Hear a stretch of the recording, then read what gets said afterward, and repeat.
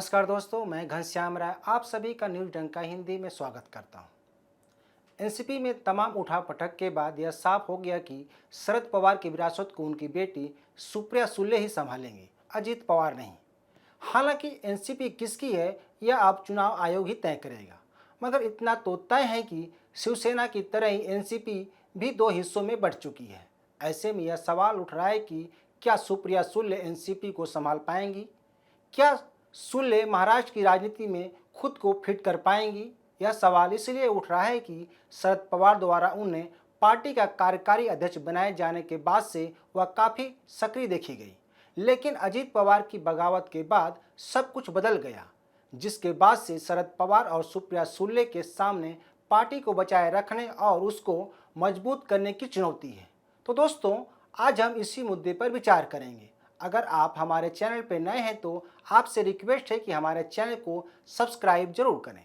दोस्तों, शक्ति प्रदर्शन के दिन यानी कि 5 जुलाई को अजीत पवार ने शरद पवार को हर तरह से घेरा।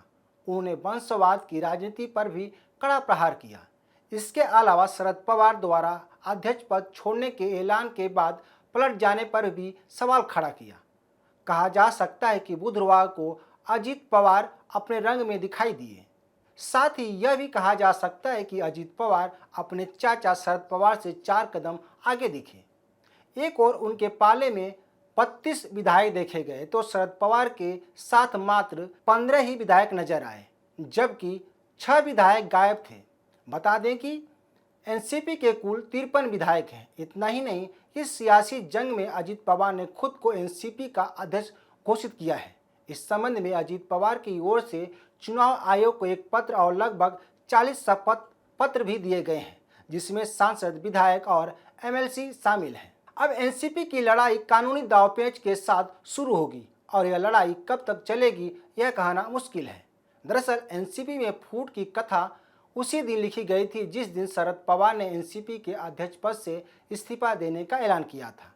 यह कहानी 10 जून की है, जब शरद पवार ने अध्यक्ष पद छोड़ने की घोषणा की थी, जिसका उनके समर्थकों ने विरोध किया था, जबकि अजीत पवार ही एनसीपी के एकमात्र नेता थे जिन्होंने शरद पवार के फैसले का समर्थन किया था। इतना ही नहीं, जब शरद पवार इस मुद्दे पर अपने समर्थकों से बातचीत कर रहे थे तब भी अजीत पवार ने एनसीपी कार्यकर्ताओं से कहा था कि वे शरद पवार के फैसले को वापस लेने का दबाव न बनाएं।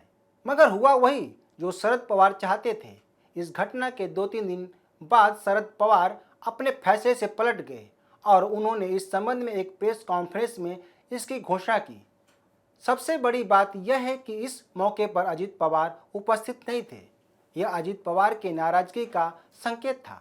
इस घटना के एक सप्ताह बाद शरद पवार ने दिल्ली में सुप्रिया सुले और प्रफुल्ल पटेल को पार्टी का कार्यकारी अध्यक्ष बनाए जाने का ऐलान किया, जबकि इस दौरान वहां अजीत पवार मौजूद थे और हाथ में पानी की खाली बोतल लेकर खेल रहे थे, जो लापरवाही और बगावत का संकेत था। इतना ही नहीं, उस दौरान उन्होंने आंखों पर काला चश्मा भी लगा रखा था। उस समय भी उन्होंने मीडिया से बातचीत किए बिना ही चले गए थे। इसके बाद शरद पवार ने कहा था कि अजीत पवार इस फैसले से नाराज नहीं है। उन्होंने ही सुप्रिया सुले का नाम कार्यकारी अध्यक्ष के लिए सुझाया था। क्या यह बात सही है? मुझे ऐसा नहीं लगता, क्योंकि शरद पवार ने 5 जुलाई को कहा कि अगर अजीत पवार के मन में कुछ चल रहा था तो मुझे बताना चाहिए था। सवाल यह है कि क्या शरद पवार ने कभी अजीत पवार के मन को टटोला?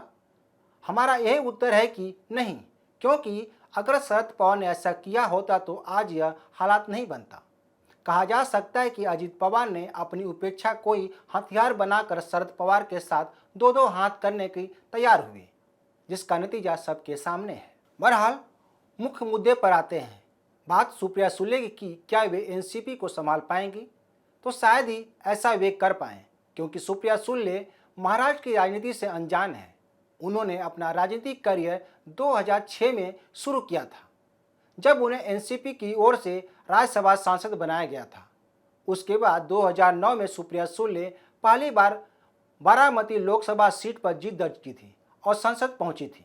सुले यहां से लगातार सांसद चुनी जाती रही हैं, जबकि अजीत पवार यहां से विधायक हैं।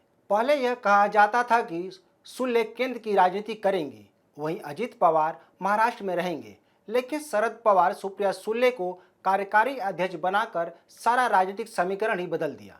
ऐसे में एक सवाल यह भी उठता है कि शरद पवार ने अजीत पवार को अपना उत्तराधिकारी क्यों नहीं बनाया। हालांकि इसका उत्तर अजीत पवार ने कल दिया था। उन्होंने कहा कि हम आपके घर पैदा नहीं हुए तो इसमें हमारी क्या गलती है। उन्होंने एक तरह से वंशवाद पर सवाल खड़ा किया, मगर कुछ जानकारों का कहना है कि अजीत पवार का विचारधारा से दूर दूर तक नाता नहीं है। अजीत पवार नीतीश कुमार की तरह हैं, वे बीजेपी के भी साथ जाकर सरकार बना लेते हैं तो आरजेडी और कांग्रेस के भी साथ चले जाते हैं। हालांकि अवसरवादी तो शरद पवार भी हैं। वैसे ही अजीत पवार को न तो बीजेपी, न तो शिवसेना और न ही कांग्रेस से परहेज है। अगर सुप्रिया सुले की बात करें तो वे एनसीपी के विचार को हर जगह रखती हैं, लेकिन शरद पवार का यह कहना कि शिवसेना सांप्रदायिक है और उसके साथ जाकर सरकार बनाना दोहरे चरित्र का सबूत है। वहीं वे पूर्ण रूप से जोड़ तोड़ की राजनीति से दूर है। ऐसे में कहा जा सकता है कि सुप्रिया सुले एनसीपी का नेतृत्व करने में अभी सक्षम नहीं है। आगे क्या करेंगे यह तो भविष्य ही के गर्भ में है। अगर अजीत पवार की बात करें तो तोड़फोड़ में वे माहिर हैं। उनकी महाराष्ट्र के साथ एनसीपी संगठन में काफ़ी मजबूत पकड़ है। यही वजह है कि बुधवार को शक्ति प्रदर्शन में अजीत पवार शरद पवार से मजबूत होकर उभरे। वहीं सुप्रिया सुले आम जनता से जुड़ी नहीं है, उनकी लोगों में गुस्सैल की छवि है। इसके इतर अजीत पवार खरी खरी मुंह पर बोलते हैं। हालांकि अजीत पवार जनता के बीच में रहते हैं तो साफ है कि उनका उनसे जुड़ाव भी है। ऐसे कहा जा सकता है कि आने वाले समय में एनसीपी का बिखराव ही होगा। सुप्रिया सुले को एनसीपी नेताओं को संभालना मुश्किल होगा। बहरहाल आने वाले समय में यह देखना होगा कि सुले एनसीपी को कैसे चलाती हैं और वे लोगों को पार्टी से कैसे जोड़ती हैं। इन चुनौतियों से वे कैसे निपटती हैं यह भी देखना दिलचस्प होगा। तो दोस्तों, आप इस बारे में क्या सोचते हैं हमें ज़रूर बताएं। इस वीडियो को शेयर, लाइक और कमेंट जरूर करें। हमारे यूट्यूब चैनल को सब्सक्राइब करना न भूलें। धन्यवाद।